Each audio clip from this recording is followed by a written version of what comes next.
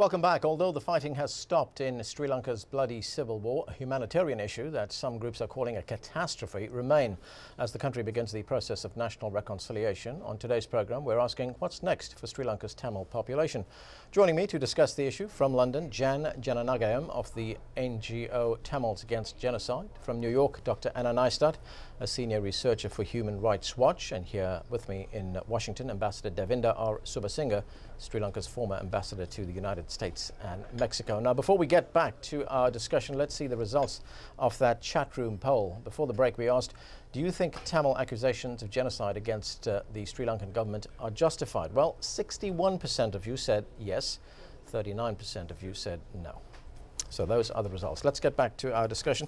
And Dr. Neistat, I'm going to start with you this time. The Sri Lankan government have so far resisted calls for an international inquiry into what happened in the last few weeks, especially in that no-conflict zone. What is Human Rights Watch's position on that? We absolutely believe that such a commission is a must. And going slightly back to the previous question, this commission should look into violations by both sides, because we as an organization definitely believe, based on our research, that both sides in this conflict are responsible for egregious human rights abuses. And LTTE is obviously one of the sides. They're responsible for massive forcible recruitment, for using civilians as human shields. And one of the reasons so many people died in this so-called no-fire zone, a conflict zone, is because LTT did not allow these civilians to leave. And no matter how much anybody in the Tamil community would try to deny it, this information is based on interviews with people who were there, and I would stand by it. And of course, unfortunately, the government used the abusive practices of LTT to respond with its own indiscriminate campaign, and it indiscriminately shelled these areas where civilians were gathering, hospitals, and as a result we have massive civilian casualties.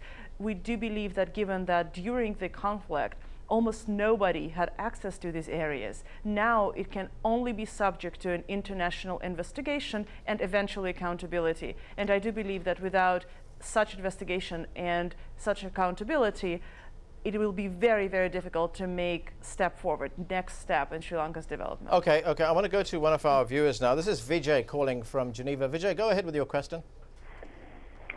Yeah, hello there. I have two quick comments and the question for the ambassador. My first comment is really that I do think matters of whether there was a genocide or not are far too serious to be subject to an opinion poll on cable television, frankly. My second comment relates to my question. The ambassador said in one of his responses that Sri Lanka guarantees political freedoms.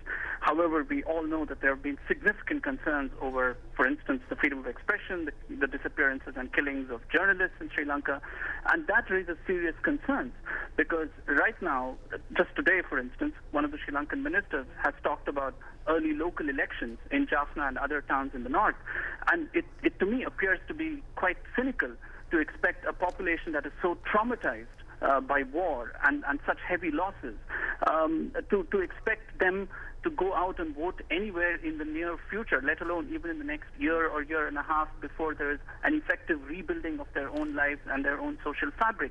So it appears that the Sri Lankan government, despite its rhetoric of including the Tamils in a democratic process, it's really what I fear will happen eventually is a process that will lack credibility, that will lack real substantive inclusion. Okay, Vijay, and lead to the same problems all over again. Let me put those questions that you raised to the ambassador. I think two things. The sooner we start a process of reconciliation, the better off, because currently there's a vacuum that needs to be filled. And secondly, I think the more quicker that we restart the democratic institutions and restore democratic freedoms across the board that have been shaved in the context of a war on terrorism, as has happened in many other countries, including here in the United States. This rebalancing has to occur.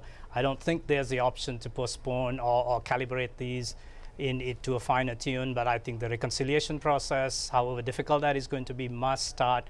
And I think the government has clearly indicated that restoration of democratic institutions must begin as soon as possible. I don't think anybody could debate that. Yes, go ahead, Jen. Can I just say something to the viewer who said that the poll on opinion poll on cable television is not a sufficient indicator. I agree with him, but I can disclose to you a conversation that I had with Mr. Ban Ki-moon's political division director in the UN about 3 weeks ago, before we knew the full extent of the massacre, before the LTTE stopped its guns and that full extent about 3 weeks ago. What they said was that there was a genuine debate. When we raised the genocide question, they said there was a 50-50 split, or a split within the UN itself, within the advisors, as to whether this was genocide or not. And because they wanted to help the people, they didn't want to get into the labeling right then. But they did accept that there was a division of opinion both ways, and credibly so. And what that means by that acceptance is that if there is a realistic prospect of genocide, the UN had an obligation to intervene, and it has failed us. And as to Dr. Nystad's point that there were no observers, well, the UN chose to leave. It says that it chose to leave because it was asked to, but after all, it is the UN. So the UN chose to leave, unlike Rwanda, where it stayed, however weakly.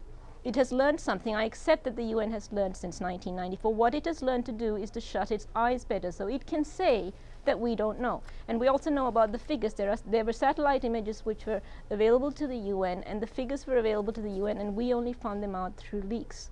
So that's the point. Yes, an opinion poll isn't sufficient, but the UN itself has accepted it was credible. All right, I want to go to another one of our viewers. The allegation is a credible allegation as per the UN, and I have witnesses for that. I have members of parliament in the UK. All right, Jan, I want to go to our viewers who've been calling in. This is Besaram calling from the United Kingdom. Besaram, go ahead. Yes, I just want to find out that how do they justify killing of all the moderate Tamil leadership by the LTTE? So you were saying that the moderate Tamil leadership was eliminated by the LTTE? Yes. Okay. Well, let me put that question to Jan. Yeah, I'm sorry, I can't. You would have to ask the LTTE that, but I don't really see why we should justify it. What we're saying is that there is a genocide against the Tamil people.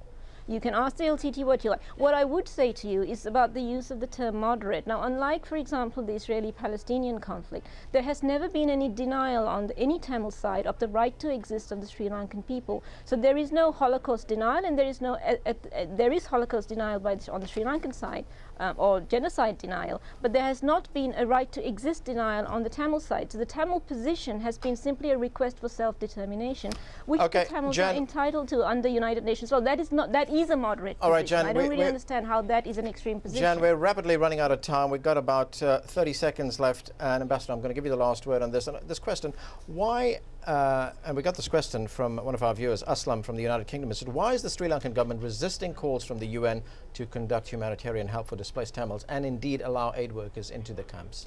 What I'm reading that's in the public domain is that the ICRC has gone back. There were issues that had to be addressed, and I'm very confident that as a democratic government, as a democratic system of governance, the country will make these corrections and move forward with all the help of the international community. Okay, I'm afraid we're going to have to end it there. Thank you very much. Thanks to all of you for being with us.